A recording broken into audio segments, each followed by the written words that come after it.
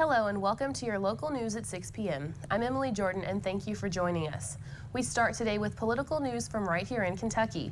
Bowling Green resident and presidential hopeful Rand Paul is now out of the race for the Republican nomination. He announced this morning he's suspending his campaign. Paul is coming off of a 5th place finish in the Iowa GOP caucus in a debate where many people thought he performed well. The Bowling Green Republican told us he had a lot of support from young people, but in the end, it wasn't enough. I think we were actually growing, and I think that our performance in the debate, most people were saying that we added a unique voice in the debates, but it just wasn't growing enough. You know, you have to, it's all about winning in electoral politics, and it didn't look like we had enough votes to win going into New Hampshire. Paul said he's now focused on his race that will likely feature him versus Lexington Mayor Jim Gray. And speaking of Jim Gray, he released a statement saying, in part, Paul spent years preparing for his presidential campaign and then took even more time away from Kentucky to pursue his personal ambitions. Now that he's failed to catch fire with voters in other states, he's coming back. Well, we deserve to be more than just a fallback plan, end quote.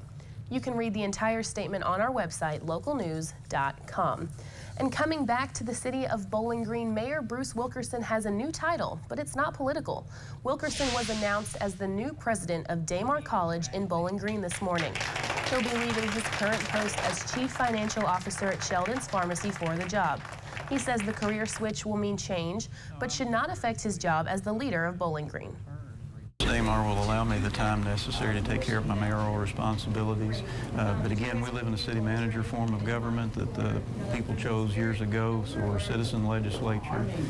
I have to work in the private sector to provide for my family, and I do the mayor's position to try to provide a great opportunity for everybody in Bowling Green. Wilkerson previously taught in the Criminal Justice Department at Damar in the late 90s. He takes over for interim president Joel Musgrove. Bradley Madden requested a governor's warrant, which is required when you refuse extradition. Madden has set a court date for February 12th at 9 in the morning in Mason County, Tennessee. A court document states that Madden is accused of engaging in sexual activity with someone younger than 18 years old, but older than 13 years old. Madden is currently in the Simpson County Detention Center on charges of intimidating a participant in the legal process and terroristic threatening for the comments he made on the Scottsville Police Department's Facebook page. Police in Glasgow are still searching for 2 cars that were reportedly shooting at each other yesterday in the middle of town. Glasgow police say the incident on Columbia Avenue put schools on soft lockdown just after 1 o'clock yesterday. Today, they're still searching for a gold Chevy Malibu and a black Mercury Sable or Crown Victoria. Glasgow Laundromat has 2 new bullet holes in their front window, and police say they collected more evidence after the commotion as well. We weren't unable to locate the cars at the time. They had fled the scene. However, through the investigation, we recovered 5 shell casings in one area where the cars were reported. Police say whoever fired the shots from either car will be facing felony charges. If you have any information on the shootings yesterday, you can call Glasgow Police at 651-5151. Officials are still investigating a house fire that broke out in Bowling Green last night. The Bowling Green Fire Department was called to East 14th Avenue just after 9, and officers shut down Small House Road while battling the fire. They were at the house for over an hour. Small House Road is back open today, but the cause of the fire is still unknown. And a car crashed into the side of Krispy Kreme on Campbell Lane today. The driver slammed into the front corner of the building, causing the glass windows to shatter. No injuries or structural damage was reported. The car was still drivable, but sustained heavy damage to the bumper and headlight. The Bowling Green Fire Department was on the scene for the initial cleanup, and Krispy Kreme is currently closed. 42 new jobs and a $5.6 million investment are coming to Simpson County.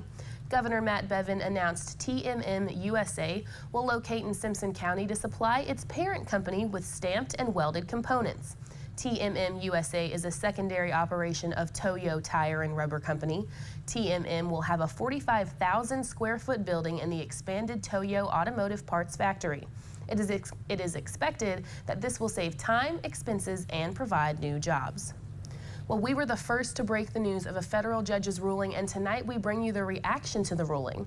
Federal Judge David Hale ruled yesterday that counties do not have the authority to become right to work. The ruling comes 6 months after arguments were heard between Hardin County and labor groups.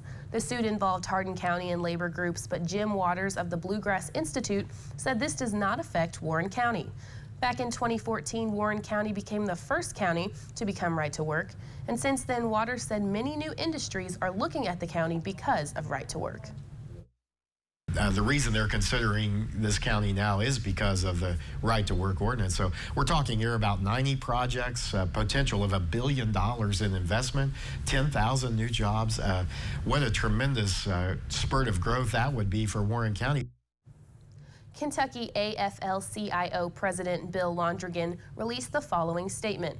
Kentucky's working families won last night when a U.S. District Court in Kentucky ruled that these so-called right-to-work ordinances cannot be adopted at the local level. These illegal ordinances would have affected all working people, union and non-union, by decreasing wages, lowering median household incomes, increasing poverty, and undermining workplace safety. Hardin County plans to appeal the ruling to a higher court. Well, a cave sitting underneath the city of Horse Cave may be a lot bigger for tourists in the near future.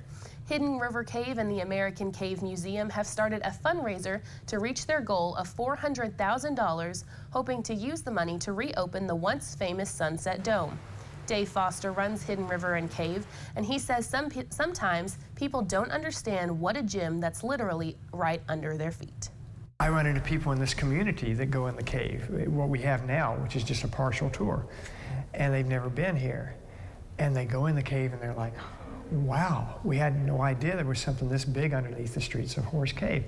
It's the perception that because we're not famous, it must not be a very big cave. The cave tour being proposed will include zip lines and rope bridges once the money is raised.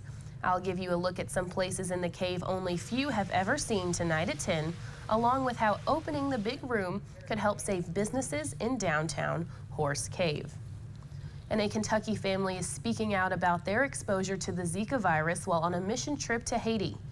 The Carroll family is originally from Murray, Kentucky, but spent 16 months in Haiti. 21-year-old Chantry Carroll was the first to experience symptoms. Next was 13-year-old Cole, followed by their mother Jennifer, who experienced similar symptoms to strep throat. Soon after, the father got hit by the virus as well. I was broken out with a rash all over my body, and so then the next day I stopped itching, but I felt like I got hit by a train. I hurt all over and just didn't feel good. Jennifer says there wasn't much they could do but take Tylenol and Benadryl and hope for the best. She says symptoms were typically gone by day 5. The Carroll family are missionaries with Heart of God, Haiti. Thank you for joining us on this Wednesday night. Join us later tonight for your local news at 10. Have a great one.